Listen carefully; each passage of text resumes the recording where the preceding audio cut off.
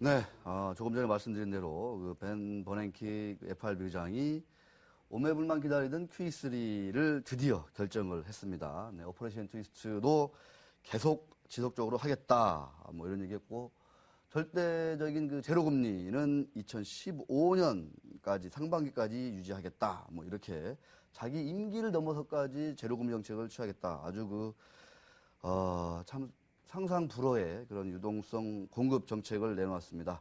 자, 우리 증시 오늘 아주 뜨겁게 반응하는 모습인데 배경이 무엇이고 우리 투자자들한테 어떤 것을 시사하는지 바로 이분 전화 연결해서 들어보도록 하겠습니다.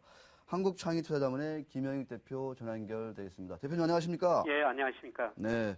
뭐 짧게 질문 드리겠습니다. 예상을 찌르는 강화할 만한 그 통화 완화 정책을 내놓았는데 이 배경은 무엇이고 우리 투자자들한테 우리 증시에 어떤 것을 시사하는지 좀 말씀 좀 부탁드리겠습니다. 예, 우선 배경으로 보면은 미국 사람들은 1930년대 대공황을 겪었기 때문에 공황 트라우마에 빠져 있습니다. 공황 겪지 말자 이런 큰 생각이고요. 그 다음에 최근에 고용 지표가 별로 안 좋지 않습니까? 예, 거기다가 물가까지 안정되기 때문에 통화를 풀어도 물가 불안 없이 경기 회복을 유도할 수 있다. 네, 기본적으로 이런 생각을 가지고 과감히 통화 정책을 내놓을 것 같습니다. 네. 우리 권선우 기자도 우리 모처럼 김 대표께 좀 질문할 게 있을 것 같은데. 네. 예, 대표님 안녕하세요. 저 오랜만에 연락드린 것 같은데. 예. 권선우입니다. 대표님, 제가 요새 금융당국에 출입하면서 느끼는 좀 딜레마 중에 하나가 요새 뭐 가계부채다, 성장률이다 그러면서 국내에서는 투자자들이, 그러니까 국내에서의 어떤 당국자들이나 관료들 그리고 사람들이 체감하는 경기가 굉장히 좀 안 좋잖아요. 예. 근데 외국인들의 어떤 우리나라의 주식을 매수하는 모습이라든지 아니면 우리나라 증시가 벌써 2천을 돌파할 정도로의 어떤 자본시장과 우리가 체감하는 온도가 좀 다른 거는 좀 어떤 이유로 보세요? 신용등급도 올랐고요. 그죠? 예. 네. 예, 그거는 저 차별화라고 보고 있습니다. 사실 그동안 우리 경제가 8% 평균 성장하다 이제 잘하면 3%로 성장이 되는 거거든요. 네, 그 성장하다 저 성장하다 하면은 뭐 가계 기업 차별화가 더 심화됩니다. 일부 기업만 잘 되고 대부분의 기업은 안 되고 있다는 것이죠. 그 차별화 때문에 아마 경기가 회복된다는 것을 못 느낄 거고요. 그다음에 우리나라 뭐 주가가 올해는 상대적으로 많이 올랐습니다만은 어제 그 OECD에서 각국의 선행지수를 발표했는데 대부분의 선진국 선행지수가 다 떨어지고 있었거든요. 근데 우리나라하고 브라질 일부 국가만 지금 올라오고 있습니다. 이런 측면에서 뭐 외국인들이 우리나라를 조금 더 평가할 수 있지 않을까 그렇게 생각하고 있고요. 네. 특히 제가 보기에는 여러 가지로 판단해 볼 때 환율이 너무 높습니다. 현재 뭐 1120원, 30원 앞에서 움직이는데요.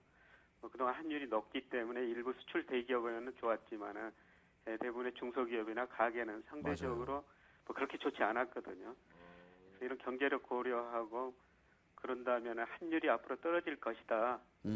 뭐 내년에 어떤 분이 정권을 잡을지 모르겠습니다만 대부분 보면은 내년에는 그동안 수출 대기업 중심에서 중소기업, 그렇죠. 내수 중소기업 위주로 성장을 유도하겠다. 이런 정책 방향을 내세우고 있거든요. 이런 측면에서 보면은 정책적으로도 환율 하락을 유도할 것 같고 그다음에 실제로 경제적으로 환율이 지금 너무 높거든요. 그렇죠. 네. 그래서 환율이 하락한다고 기대한다면은 외국인들이 주식을 살 수밖에 없는 것이죠. 저 마지막으로 짧게 지금 장중 코스피 2000 돌파하기도 했는데 우리 김 대표님은 어느 정도 좀 그 전망을 좀 갖고 계신지 좀 들려주시죠. 뭐 단기적으로는 급등했으니까 좀 조정을 거치겠지만은 저는 내년 상반기까지 뭐 3, 4월치라고 보고 있습니다만은 전고점을 한번 돌파하리라고 보고 있습니다. 우리나라 사상 최고치가 2250이었었는데요. 뭐 그 수준 이상까지는 한번 올라갈 수 있다. 그렇게 보고 있습니다. 네. 자, 바쁘신데 오늘 말씀 너무너무 감사드립니다. 예, 고맙습니다. 네, 주말 잘 쉬시고요. 네, 정리를 짧게 해보니까 참 차별하다. 예. 고환율 정책 등등에 따른 그 차별하다. 이 차별화를 우리 투자자분들은 잘 좀 어떤 투자를 하실 때 어떤 반영을 잘 해야 될 것 같습니다. 뭐 가게가 도산하고 뭐 소기업들이 문을 닫고 뭐 이렇게 하는 걸 보고 주식시장 떠나버리자 이렇게 해버렸다가는 나중에 붕 날아가 버리는 시장을 놓칠 수도 있다 이런 생각이 듭니다. 권 기자 어떻게 좀 대표님 얘기 들어보니까 어떤 좀 생각이 있나요?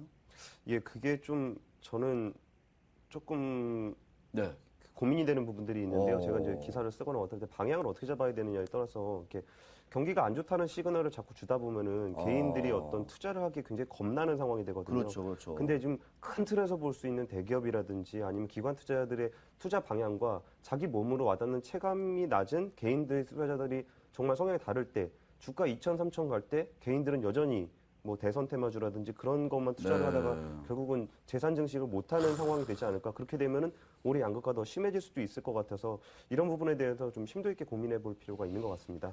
네, 8% 고성장 시대가 간 이후 지금 3% 저성장 시대로 진입했습니다. 이런 것들을 꼭 유념하시면서 좀 냉정하게 판단해 보셔야 될 것 같습니다.